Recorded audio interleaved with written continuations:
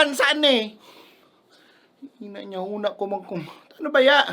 30 pesos na sarong pinasong kamatis? Kamatis, Brad. Kamatis. Ano nga hayop na yan, apple? Ano pa man ini-expect mo? Nasa Pilipinas ka. Ano, first time? Kung hinihina niya, gano'n nagtatarantaduhan naman kita digdi nilantaran ay. Sa gusto mo sabihin, doon pinasong kamatis? Kapresyo na ka sarong kilong bagas?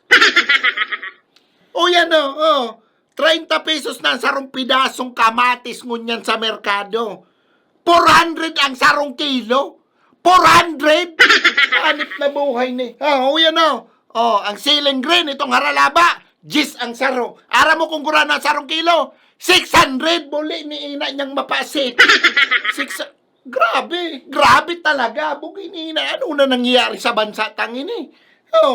Ni pa, bell pepper. Ara mo kung gura no. 45 pesos ang saro. Ang sarong pidaso pa di. Gura na sarong kilo. 1,000. Igaga po ko ng cellphone eh.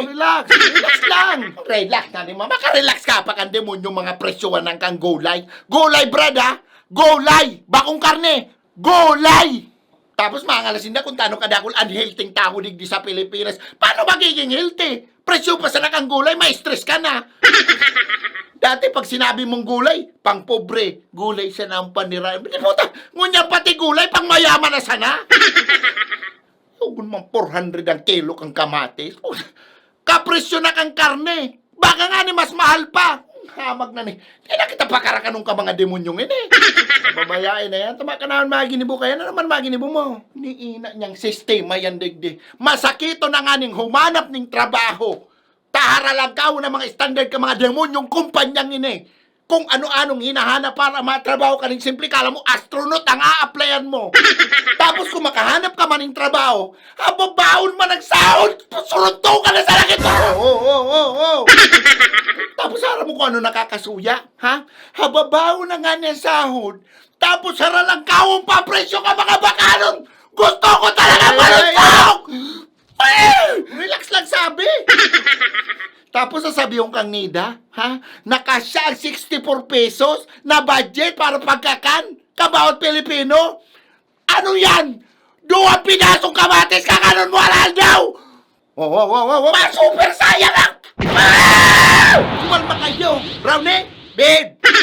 Para mo, nakakapatal baga. Garabag itong ginagago kita ng face to face.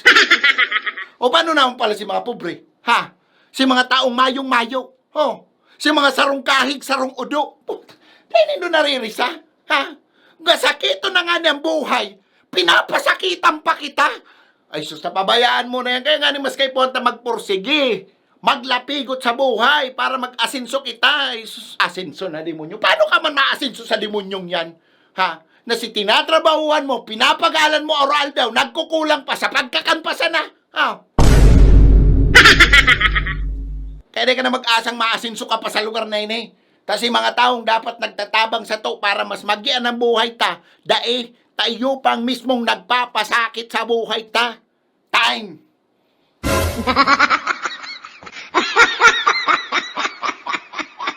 Malo naman kayo talaga tong kamatis na to.